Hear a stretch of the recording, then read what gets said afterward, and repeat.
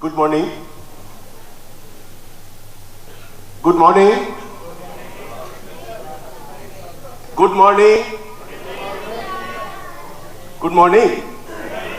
Good morning नहीं है ना, बस इतनी सी बात है कि जब हम साइबर क्राइम को एक्सप्लेन करते हैं, एक्सप्लोर करते हैं, तो हमारे पास जो अलर्टनेस है बस इतनी सी देर की। जब भी हम काम करें, जब भी हमारे पास कोई इस तरह से कोई इंफॉर्मेशन आती है, कोई हमारा ओटीपी, कोई हमारा पॉपअप, कोई ईमेल, कोई भी इस तरह से इंफॉर्मेशन आपसे शेयर करने की कोशिश करता है, तो सिर्फ इतनी सी देर की बात। अगर आपने गुड मॉर्निंग को गुड मॉर्निंग कहा, गुड इवनिंग को भी गुड मॉर्निंग कहा, गुड इवनिंग को भी गुड मॉर्निंग कहा, तो इसका मतलब आप कंप्रोमाइज हो गए।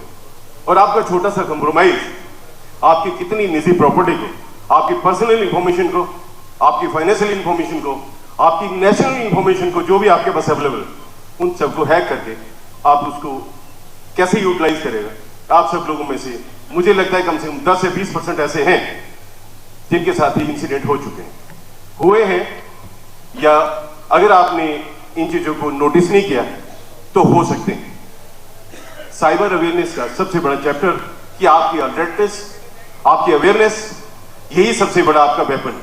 आपको किसी पुलिस अफसर के पास जाने की जरूरत नहीं, आपको कोई बड़ा ग्रंथ पढ़ने की जरूरत नहीं। आप अवेयर रहेंगे तो आप हमेशा सिक्योर रहेंगे। यही आज का मोटो है। मैं कुछ ऐसे सिंपल आपको कुछ स्टोरी सुनाने वाला हूं जिनको आपको लगेगा कि वाकई में ये चीजें होनी चाहिए। अगर आपके पास थोड़ा सा मुझे आधे या 1 घंटे का टाइम पहले मिल गया होता तो मैं आपको काफी डिटेल्स शेयर करता, लेकिन टाइम बहुत कम है, तो मैं कुछ मुख्य पॉइंट आपको बताने वाला हूं। अगर आपके साथ कभी भी ऐसी कोई घटना होती है जिसमें आपकी पर्सनल प्रोफाइल्स, आपकी सोशल प्लेटफॉर्म की जितनी भी प्रोफाइल अगर हैक होती हैं, तो आप क्या करेंगे? अगर आपके कोई फाइनेंशियल ब्रेक है, आपके अकाउंट से कोई पेमेंट चली गई, तो आप क्या करने वाले हैं?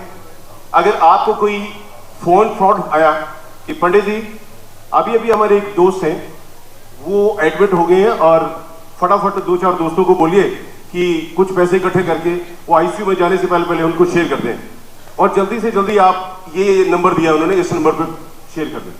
कुछ ऐसी घटना, या फिर कुछ ऐसी घटना कि अभी अभी आप जिस कस्बे में रह रहे हैं और आपको फोन कॉल आई कि आपके या आपके परिवार में से किसी को कॉल आई कि आपके पापा हॉस्पिटल में एडमिट हो गए हैं और आप फटाफट वहां पे पहुंचो, या उनको आईसीयू में एडमिट कर दिया है कि आपको इतने पैसे देने, अगर आप नहीं देते तो आपका ऑपरेशन नहीं होगा, और उनके साथ कुछ भी मिस्टेक हो सकता है। पॉसिबल है ऐसी कि आपका बेटा, जो अभी अभी ये नाम है, इसकी ये फोटोग्राफ है, और एक किसी नार्कोटिक्स या किसी ड्रग एडिक्शन में या किसी तरीके से पुलिस के केस में गिरफ्त में है, और आप इसकी अरेस्ट को कंफर्म करो कि आपका ये बेटा सही है नहीं है, यही बेटा है नहीं है, इस चीज को कंफर्म करो, फोटोग्राफ को भेजेंगे, आपको कुछ उसकी डिटेल्स, पर्सनल डिटेल्स शेयर करेंगे, आप ये नोटिस करेंगे कि वाकई में ये मेरा बेटा है, और उसके बाद उसकी बेल या उसकी पुलिस या उसकी जो भी प्रोसिक्यूशन या इन्वेस्टिगेशन है उसके बारे में कुछ क्वेश्चन करेंगे और आपको टेम्पर करेंगे, आपके फाइनेंशियल लॉस के लिए तैयारी करेंगे।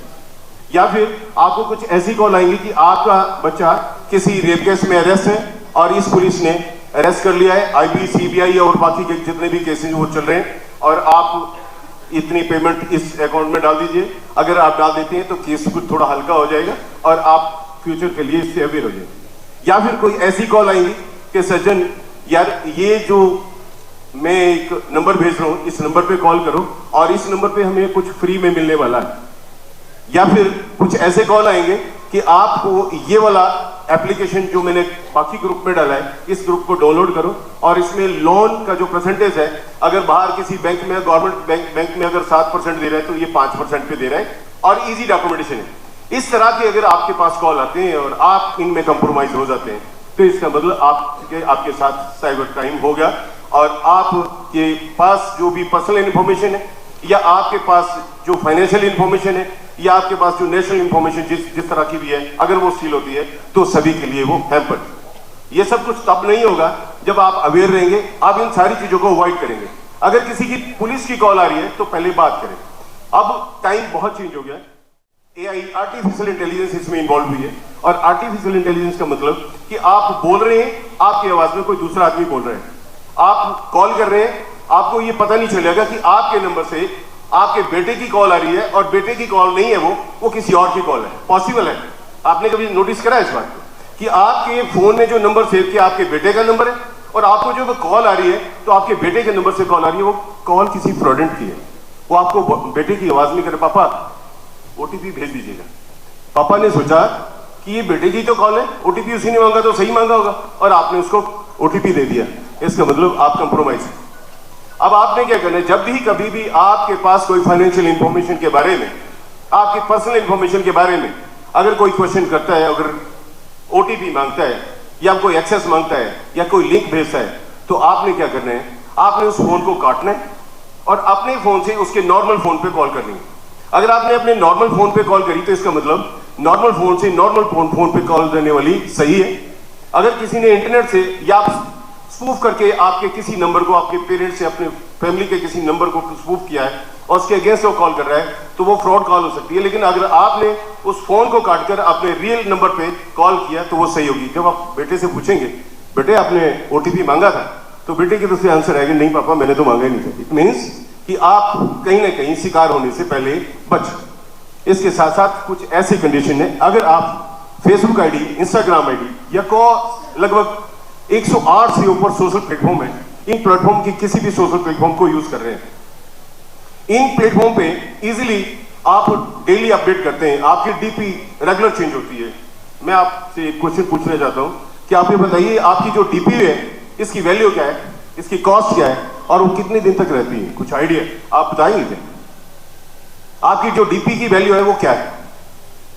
आपकी डीपी जानते हैं? डीपी के आपकी फेसबुक की डीपी, आपकी इंस्टाग्राम की डीपी, आपकी व्हाट्सएप की डीपी, आप जो फोटो रखते हैं उसकी वैल्यू था, शेयर करेंगे? क्या वैल्यू है इसकी? नहीं, आपकी वैल्यू मैं बताता हूं। आपकी वैल्यू इतनी है, जब तक आपको कोई नया फोटो, अच्छा सा डायनेमिक फोटो नहीं आया, तब तक वो आपकी डीपी वही रही। अगर आपका डायनेमिक फोटो, नया फोटो आ गया तो वो आपकी डीपी चेंज हो जाएगी। ऐसा ही है ना? लेकिन आप जब फोटो चेंज करते हैं तो ये कहीं ना कहीं हिस्ट्री में रहता है।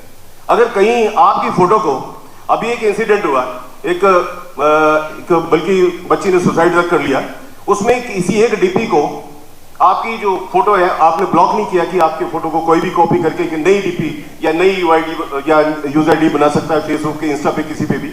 तो जब वो आईडी बनाई तो आईडी बनाने के बाद उसने उसकी जितनी भी पर्सनल डिटेल थी वो सारी शेयर कर ली। उसको एक लोन लेने के लिए एक ऐप के लिए लिंक दिया कि आप, वो बच्ची यूपीएससी की तैयारी कर रही थी और तैयारी के दौरान ही उसने सोचा कि मैं कुछ पार्ट टाइम कर लूं, और पार्ट टाइम के चक्कर में उसको एक लिंक भेजा गया और लिंक पे उसको ये कहा गया कि आप छोटी सी वीडियो रिकॉर्ड करें। जब उसने वीडियो रिकॉर्ड करके भेजी तो उस वीडियो के लिए बाकी की डिटेल्स, वो जो पीछे बैकग्राउंड पे था, उसने सारा सिनेरियो चेंज कर दिया और चेंज करके उस बच्ची को ब्लैकमेल करने लगा कि मैं आपके साथ ये कर सकता हूं, मैं ये वो कर सकता हूं, ये कर सकता हूं। कुछ देर तक तो इवन तो उसकी पर्सनल सारी जितनी भी उसके कॉन्टैक्ट डिटेल थी, उन नंबरों को लेकर उसकी एक पॉर्न वीडियो में उसके हर एक बॉडी के पार्ट पे मैसेज कर दिया, लिख दिया कि ये पापा का नंबर, ये मम्मा का नंबर, ये दादी का नंबर, ये नाना का नंबर, एवरी बॉडी के हर एक पार्ट पे नंबर लिख के उसके पापा को भेज दिया कि आप लीजिए, या तो इतने पैसे भेज दीजिए, नहीं तो ये मैं बच्चे के साथ क्या करने वाला हूं ये आप सोच ही सकते हैं। ये एक्चुअली यूपीएससी की तैयारी कर रही थी बच्ची, तो आप ये सोच ही सकते हैं उनका लेवल क्या होगा, थिंकिंग लेवल, फैमिली बैकग्राउंड क्या रही होगी। जब ये बात सुनी तो उनके लिए बड़ा पेनफुल रहा, उन्होंने तुरंत कॉल किया कि क्या करना चाहिए। मैंने, आप चिंता न करें, इस पर कॉल रिवर्ट करने की जरूरत नहीं। आप अगर टेम्पर हो जाएंगे या उसकी बातों में जल्दी से उसको सर्वाइव नहीं कर पाए या ज्यादा आपने अटेंशन दी तो कुछ भी कर सकता है। लेकिन आपने अगर उस टाइम में जब भी इस तरह की कॉल या इस तरह की डिटेल आई, तो अगर तुरंत उसने कहा कि आप मेरी वीडियो फोटो है पूरी दुनिया में वायरल कर दो, मुझे कोई प्रॉब्लम नहीं होने वाली। क्यों नहीं प्रॉब्लम होनी चाहिए? कि मुझे तो अच्छा है, ये इतने सारे ऑडियंस मिलने वाले, पूरे वर्ल्ड भर के इतने सारे ऑडियंस मिलने वाले, मेरी इतनी सारी कहाँ होती है। अगर आप कोशिश करो कि वायरल कर दो, मुझे नहीं लगता कि वो दोबारा कॉल करेगा। अगर आपका स्टिक रिप्लाई उसको एक अटेंशन डाइवर्ट करेगा कि यार ये आदमी तो मेरी बातों में आने वाला नहीं है, तो आपके लिए एक अच्छा वेपन रहेगा। और वो दूसरी तरफ से जो क्रिमिनल आपको टेम्पर करने वाला है, वो बिल्कुल आपसे कोई बात नहीं करेगा। वो अपने जो हर्डल है वो चेंज करेगा और चेंज करके किसी दूसरे कैटेगरी, आप जानते हैं कि एक टाइम में ऑडियंस हजारों नहीं, पूरा वर्ल्ड, पूरा जितनी भी इसका अपना भौगोलिक स्थिति है, सभी जितने ऑडियंस हैं वो हमेशा ऑनलाइन रहते हैं। कोई ना कोई हजारों लाखों के हिसाब से ऑडियंस और ऐसे ही जो हैकर है वो भी हमेशा ट्रैक करते रहते हैं कि हमें कुछ ऐसे लोग मिले जो आप सेंसिटिविटी रखें, सेंसिटिव अपने डाटा को सिक्योर नहीं रख रहे हैं, वो उनके शिकार होने वाले हैं। तो आपके लिए इंपॉर्टेंट ये है कि कुछ डायरेक्शन मैं आपको शेयर करने वाला हूं। अगर आपकी कोई भी सोशल प्लेटफॉर्म की आईडी, अगर सोशल प्लेटफॉर्म की आईडी हैक होती है तो आप क्या करने वाले हैं, आप cybercrime.gov.in, मेरे साथ बोलेंगे cybercrime.gov.in, cybercrime.gov.in ये एक वेबसाइट है। इस वेबसाइट पे एक टाइम आज से 15 साल पहले हमारे पास सिर्फ एक पुलिस स्टेशन था, मंदिर मार्ग में पूरी होल दिल्ली के जितनी भी इस तरह के इंसिडेंट होते थे उनको रिपोर्ट किया जाता था और उनको इन्वेस्टिगेट किया जाता था। हमारे तो लिमिटेड सोर्सेज थे और लिमिटेड ही टीमें थी। लेकिन अब हमारे पास हर एक डिस्ट्रिक्ट में एक सेपरेट पुलिस स्टेशन है और एक टेक्निकल टीम वहां पे आपके लिए हमेशा तत्पर रहती है। आपकी जब भी कोई कॉल इससे रिलेटेड, जो भी साइबर क्राइम से रिलेटेड होगी, उस सारी को मॉनिटर किया जाता है और जियो फेंस के हिसाब से उस पुलिस स्टेशन में कन्वर्ट किया जाता है। और कन्वर्ट करे हुआ वो टीम हमेशा आपके लिए आपको फोन कॉल करेगी और आपसे जो बेसिक डिटेल जो आपने at the time of registration या इस पोर्टल पे डाली है उस टाइम अगर आपने शेयर नहीं की तो आपसे मांगेगी और उसकी फर्दर इन्वेस्टिगेशन करेगी। और ये टीम स्पेशल है। अब 30-35 लोग आपकी सेवा में हमेशा रहते हैं, आपकी हर कंप्लेंट को हर एंगल से नोटिस करते हैं और ये जितने भी ब्रीच करने वाले हैं, जितने भी फ्रॉडेंट है, उन सबको कैप्चर करके जेल के अंदर लेके जाते हैं।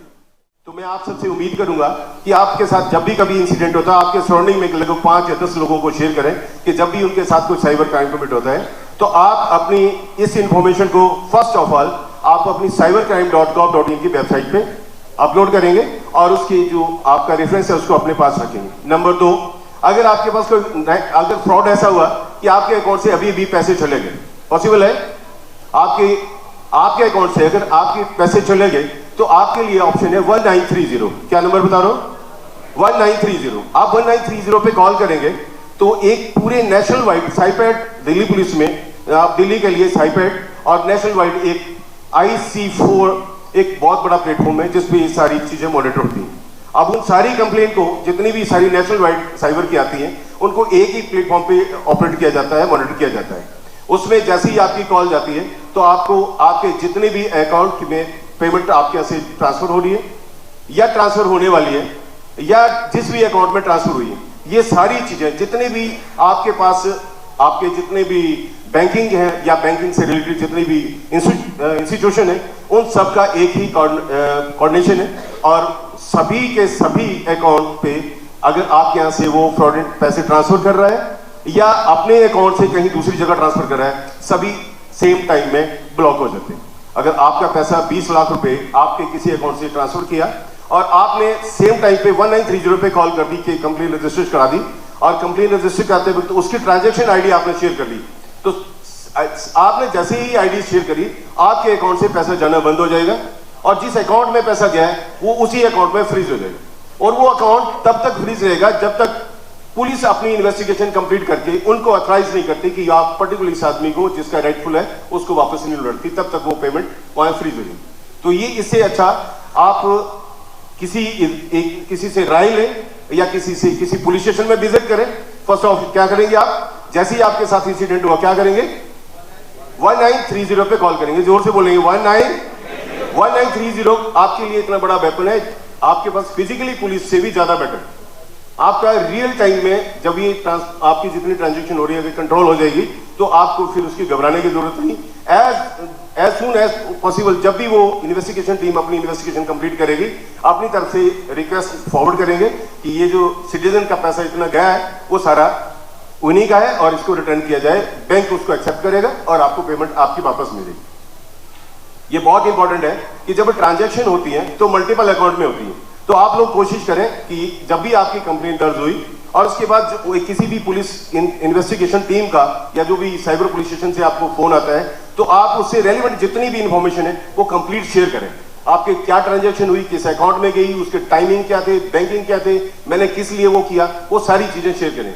आप जितनी ज्यादा चीजें शेयर करेंगे आप हमारी इन्वेस्टिगेशन टीम उतना ही अच्छा उसमें इंप्रेस होगी और उस काम को और अच्छा निकाल करके इस जो भी क्रिमिनल है उस तक पहुंचने की कोशिश करेगी।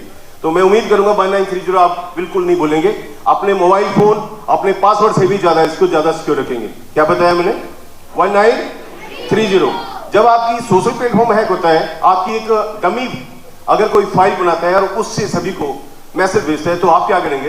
एटलीस्ट 10 लोग अगर उसको ये फॉल्ट प्ले कर दें कि ये राइटफुल ओनर नहीं है, मीन टू से कि अगर आपकी कोई फेक आईडी बना दी और आपके ही 10 लोगों ने ये आइडेंटिफाई कर दिया कि मेटा डाटा या फेसबुक को या इंस्टाग्राम को या जो भी रेलिवेंट उसका प्लेटफॉर्म है कि ये वाली जो आईडी बनी है ये फेक आईडी है, ये वो राइटफुल ओनर मतलब पर्सन नहीं है जिसकी आईडी होनी चाहिए, अगर 10 लोगों ने कर दिया तो ऑटोमेटिक वो ब्लॉक हो जाए।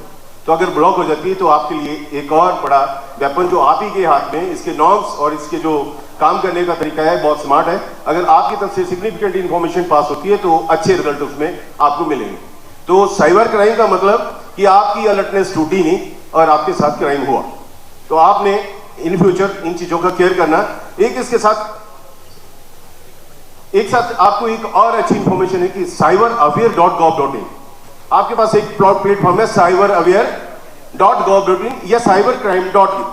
ये इन वेबसाइट में एक अच्छा लिंक दिया है। उस लिंक का माध्यम ये है कि अगर आपको कोई फोन नंबर आता है, आप प्लीज ध्यान से सुनिए, अगर आपको कोई फोन नंबर आता है जिससे पैसा मांगते हैं, कोई यूपीआई नंबर देता है, आपको अकाउंट नंबर देता है या आपको कोई लिंक भेजता है, आप किसी भी तरह का प्लेटफॉर्म आपको शेयर करता है, तो आप सबसे पहले cybercrime.gov.in वेबसाइट पे एक साइबर अवेयर करके लिंक है, उस लिंक पे इसको पढ़ लीजिए। आप जैसे ही उस नंबर को, मोबाइल नंबर को, यूपीआई नंबर को, उस लिंक को या उस जो भी अकाउंट नंबर डालेंगे तो तुरंत नेशनल वाइड की इंफॉर्मेशन आएगी कि ये जो अकाउंट है ये पर्टिकुलर किसी क्राइम में मैप है और आप इस पर्टिकुलर इससे टच ना हो, ये गलत आदमी का है, ये क्रिमिनल आदमी का है, ये किसी फ्रॉडेंट का है। तो क्या आप कोशिश करेंगे जब भी कोई नंबर आपके पास मिले इस तरह से लिंक शेयर करें। आप इस क्राइम, इस जो मैंने पोर्टल बताया, क्या नाम बताया इसका? cybercrime.gov, उसमें एक लिंक है साइबर अवेयर। तो अवेयर पे ये सारी ऑप्शन दी हो कि आप हर एक लेवल पे चेक कर सकते हैं as soon as possible. Investigation अफसर जैसे भी इन नंबरों को ये डिक्लेयर करता है कि ये नंबर फ्रॉड है, ये लिंक फ्रॉड है या बाकी डिटेल फ्रॉड है, उसी वक्त पूरे जो IC4I हमारा जो नेशनल हमारा इंस्टीट्यूशन है वो इन नंबरों को परमानेंट ब्लॉक कर देता है और परमानेंट ब्लॉक करके पूरे सिटीजन के लिए पैन इंडिया के लिए खोल देता है कि जब भी किसी सिटीजन को इनकी जरूरत पड़े तो वहीं से ऑटोमेटिक वेरीफाई, इसके लिए कोई यूजर पासवर्ड की जरूरत नहीं है, वो किसी भी टाइम कहीं भी किसी भी पोर्टल पे उसको चेक कर सकते हैं कि ये जो नंबर था, ये जो यूपीआई नंबर था, ये जो अकाउंट नंबर था, ये जो लिंक था या ये जो भी प्रोफाइल थी वो सही थी या नहीं। क्लियर? इसमें कहीं .1930 cybercrime.gov.in com.in या gov.in cybercrime.com.in, am I right? cybercrime.gov.in, gov.in, com नहीं, gov.in। इसको नोटिस करके लिए रख लीजिएगा, 1930 इसको भी रख लीजिए। ये कुछ ऐसी छोटी छोटी चीजें थी जो आपको बताना जो जरूरी थी। और इस सेशन से पहले अगर थोड़ा सा और टाइम होता तो मैं आपको और ब्यूटीफुली बताता, जब भी कभी कोई लालच भरी कॉल आपको आती,